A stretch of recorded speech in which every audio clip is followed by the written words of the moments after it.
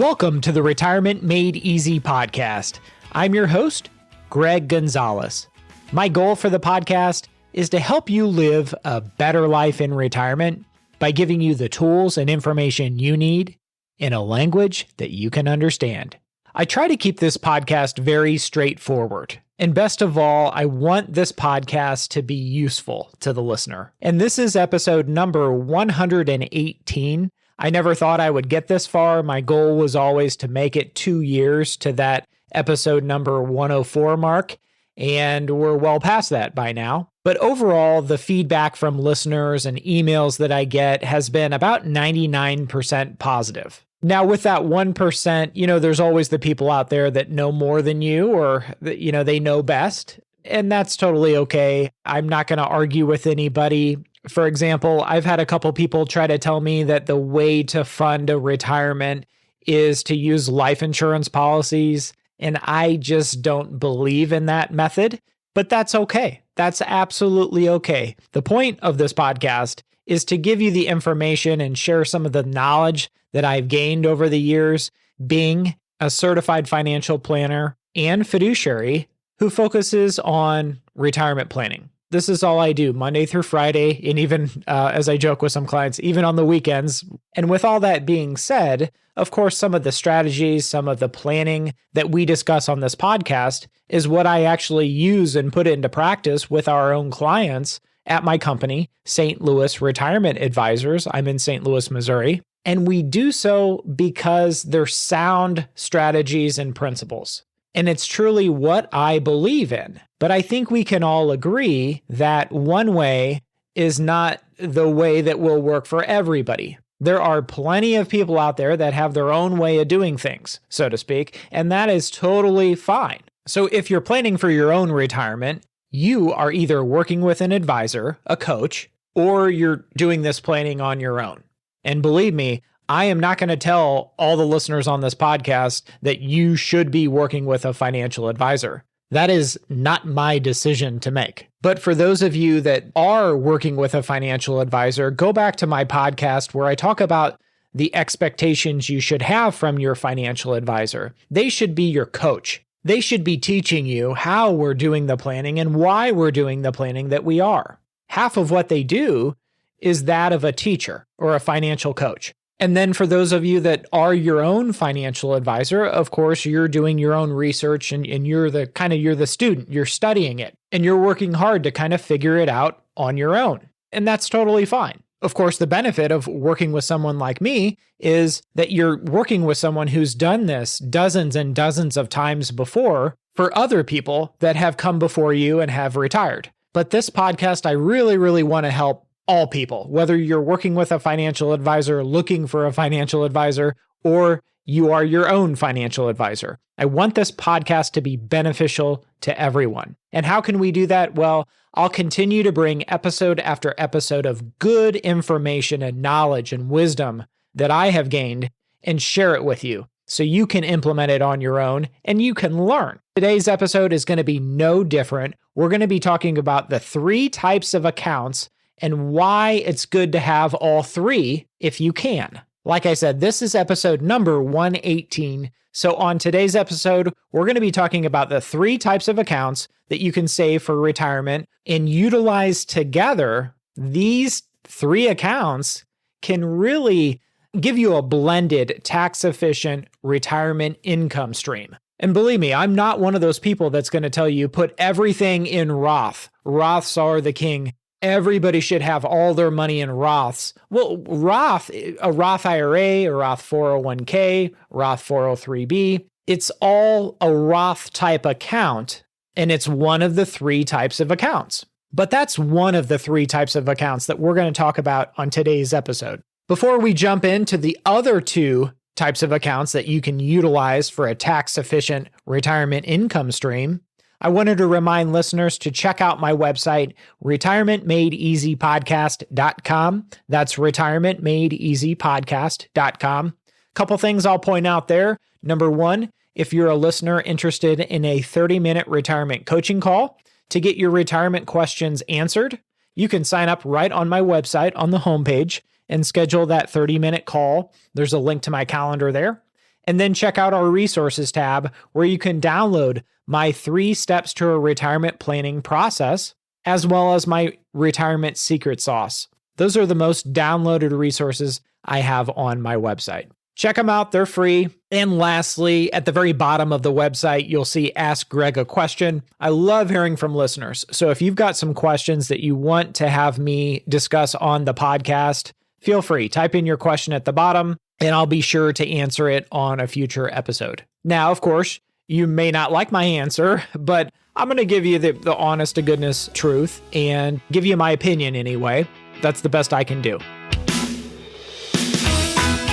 All right, let's talk about 3 types of accounts that you can save and invest in and utilize in retirement. Now, these 3 types of accounts, this is different from my bucket strategy. So if you haven't already, download or listen to episode number, I believe it's 72, and we will link it in the show notes for you. Again, the bucket strategy to retirement planning. Listen to it. It's a great episode. And you know what's funny? This podcast, Retirement Made Easy podcast, we've got a YouTube channel, and all of our episodes, 118 episodes, are on YouTube to watch and listen to. Well, there's nothing to watch. It's just a picture, but you can listen to it anyway. And we've had all these different episodes, 118. And the number 1 listened to episode is the bucket strategy. It's got over 5,000 views on YouTube. The next highest episode has 122. So apparently that episode, the bucket strategy, has a lot of attention if 5,000 people are listening to it versus the next highest is 122. So I guess virtually no one's listening to the other episodes, and that's okay. So if I ever go on vacation, and I think I told my wife I'm due for a vacation here, we'll probably just have that episode on repeat. But the 3 types of accounts, and again, I talked about the Roth, we're just going to call it the Roth account is a type, whether it's a Roth IRA, Roth 401k, Roth 403b, maybe it's a Roth TSP. If you work for the government, you have access to that. The idea of the Roth, this is the first type of account, is you're paying the taxes now. You're using taxes, money that you've already paid taxes on, saying, okay, I'm going to bite the bullet, pay the taxes, put the money in the Roth account. I can invest it however I want, and it's going to grow and grow and grow, hopefully, if I invest it properly, and it's tax-free. All the growth from now until when I pass away is tax-free. So if you put investments inside of your Roth IRA that have some kind of interest or income or dividend, then, okay, in retirement, you can spend that interest, the income, the dividends. And when you pull those withdrawals out of the Roth IRA, guess what? They're tax-free. So that's providing you a tax-free income stream. And I will argue that we're in a very, very low tax environment right now. You can go back and look, historically speaking, we are extremely, extremely low. So for many people, not all people, for many people, it makes sense to bite the bullet, pay the taxes now, so that your Roth IRA can grow and grow and grow tax-free for the rest of your life. And then when you retire, of course, provide a nice income that's also tax-free. For you listeners out there that have adult children in their 20s or 30s, talk to them about a Roth IRA, or better yet, have your financial advisor talk to them and teach them the benefit and the value of a Roth IRA long-term. Just think about the Roth. Biting the bullet, paying the taxes now, and then if let's say somebody is 25 years old and they want to retire when they're 65, well, they've got 40 years of tax-free growth as an opportunity there. So it's absolutely huge. And quite frankly, probably their first job might be a lower paying job. They may be in a lower tax environment. Maybe they're in the 12% bracket. So biting the bullet and paying the taxes at 12% is not too bad. 2 episodes I'll bring up that talk about this Roth account, whether it's a Roth IRA, Roth 401k, whatever the case may be. 2 episodes to check out are episode number 30 of why you might need a Roth IRA in your retirement portfolio. Again, that's episode number 30. And then the importance of Roth conversions is episode number 93. So maybe check those 2 out. if you want more information and want to hear more about the Roth account. But that's account number one that you could have. Number two is, of course, the most popular, and more clients come to me with these type of accounts than anything. It's the pre-tax, right? It's the tax deferred account. So this is going to be your traditional IRA, your regular traditional 401k or 403b. It's money that you got a tax deduction as you contributed to it. All the match money from your employer, your 401k, 403b, all those match dollars are all pre-tax as well. So this is what we call tax deferred. So the money is in there. Taxes have not been paid on what you contributed and all the employer match, but also all of the growth is all tax deferred. And whenever you retire and you want to start taking monthly withdrawals, or maybe twice a month, you want to have withdrawals from this 401k, traditional IRA, whatever it might be, you pay taxes upon withdrawal. Now, once you get to 72, right now, there is what's called required minimum distributions. So you're required to take these distributions out and pay the taxes because it's been tax deferred for all these years. And the difference between that and the Roth account, the Roth IRA, is you're never required to take RMDs from your Roth IRA. You are from the Roth 401k and the Roth 403b, but that's another story. You're not required ever to take withdrawals from a Roth IRA. So that's another benefit of that Roth account. But this account number two, I'm going to call again the pre-tax account, right? The tax deferred account. Think of traditional IRAs, 401ks, 403bs, TSPs. These are all pre-tax. And what's the problem with this? Well, the problem is the more and more withdrawals you take, the more and more taxes you pay. So you really have to be careful with this pre-tax account, because if you take too much money, it can throw you into the next tax bracket. You take too much money out of the Roth, guess what? It's all tax-free. Not a big deal. And if you take too much money out of your 401k, traditional IRA, that kind of thing, it can impact not only the taxes that you pay on your Social Security, it could impact the price you pay for Medicare Part B, it could impact your capital gains tax. But what's the great benefit of this pre-tax account, this 401k traditional IRA? It's you get the tax deduction now. So if you put $7,000 in your traditional IRA, guess what? That's $7,000 that you don't have to pay taxes on this year. So accountants, CPAs, enrolled agents, a lot of them really like seeing people utilizing these pre-tax, tax-deferred accounts like this because they're getting a tax deduction today and pay the taxes, worry about it tomorrow, pay the taxes tomorrow. That's kind of their thing. Well, the problem with that is, okay, if we're in a lower tax environment now, you're dodging taxes while they're low. And if we think, or we have a feeling or a good reason to believe that taxes might be higher in the future, that is my personal opinion. I'm not going to get political or any of that kind of stuff, but how are we going to pay for all this stuff? We're $30 trillion in debt. So if you think taxes are not going up in the future, you and I disagree on that, and that's okay. I was at a conference, my company conference. I mean, there were thousands of advisors in this room, and a big conference room in Denver, Colorado this past year. And there was an economist up on stage, and he asked, who thinks taxes are going up in the future? And like every hand went up in the room. It was amazing. And what's wild to me is, and I think maybe it's just people haven't been taught that there is the Roth bucket available, the Roth account, which is account number one. That's available in addition to this pre-tax or tax deferred traditional IRA, 401k, that kind of thing. I'm just amazed the amount of people that look me up and reach out to me. And when we're talking about what they have saved for retirement, like 95% of what they have is in this pre-tax account, this 401k, rollover IRA, that kind of thing. And sometimes these people end up being tax machines in retirement because that's all they have, right? They don't have the Roth, and they don't have the third type of account, which we're going to talk about next, which is a brokerage account. It might be husband and wife have a brokerage account together. It's jointly owned, joint tenants with right of survivorship.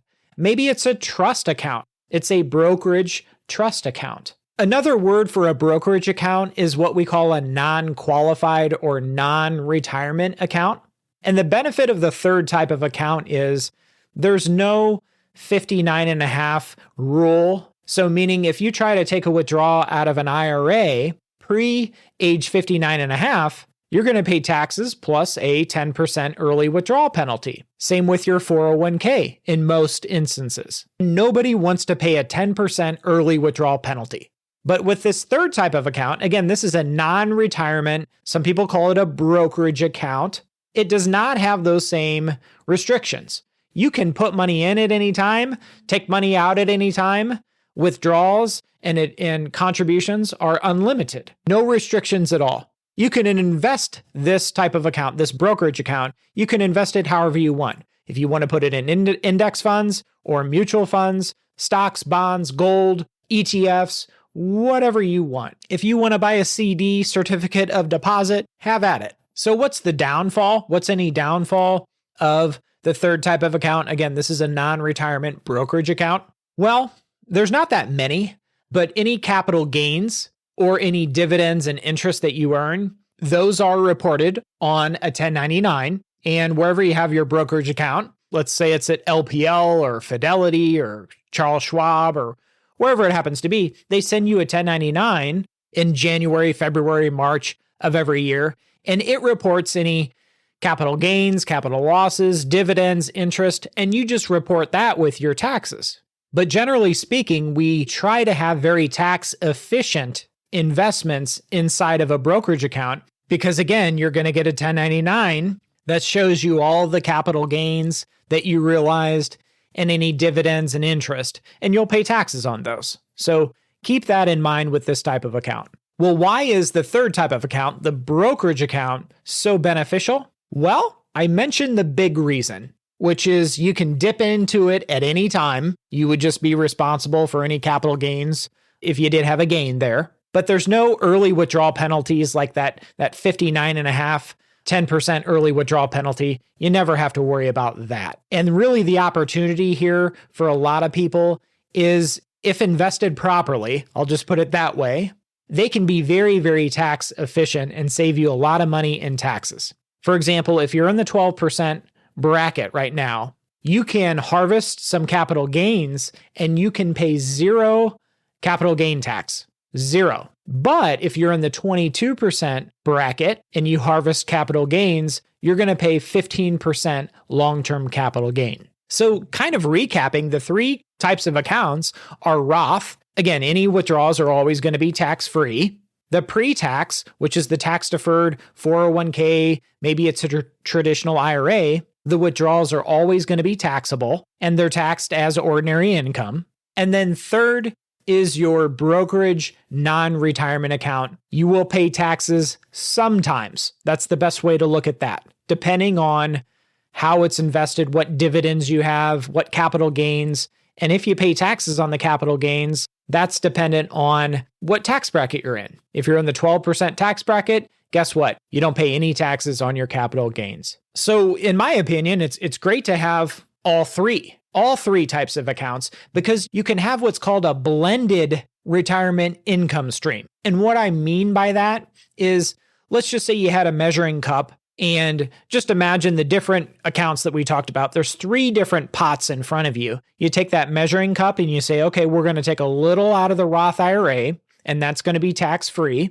Okay, good. We're going to take our measuring cup and we're going to measure how much we take out of the pre-tax account, the 401k or pre-tax tax-deferred type of account. All that's going to be taxable. And then we're going to go for another scoop out of our third type of account, which is our brokerage account. We're going to take a certain amount of money out of that, and some of it may be taxable, some of it may not be. And the last point I want to make about that third type of account, that brokerage account or non-retirement account, in a year like this, when the market's down, if you have any investments that are down, you can sell them, right? You can sell them and book a loss, which is called a realized capital loss. It's either a short term if you've owned the investment less than a year. It would be a long-term if you've owned the investment more than 12 months. And you have the ability to deduct up to $3,000 in investment losses per year. You might be asking, well, what if I have 10 grand in investment losses? I only get to deduct $3,000 per year? Correct. And then the remainder, the $7,000 of remaining capital losses would flow to the next year and the next year after that. So you get to carry over those losses into future tax years. So there's a benefit there. Now, of course, we don't want to have losses in that non-retirement account, brokerage account. But if you do, at least you're able to deduct those on your taxes. Versus if you have a loss, an investment loss in your Roth IRA or your pre-tax IRA, guess what? You can't write those off on your taxes. So there's a lot of flexibility here if you do incorporate these three types of accounts.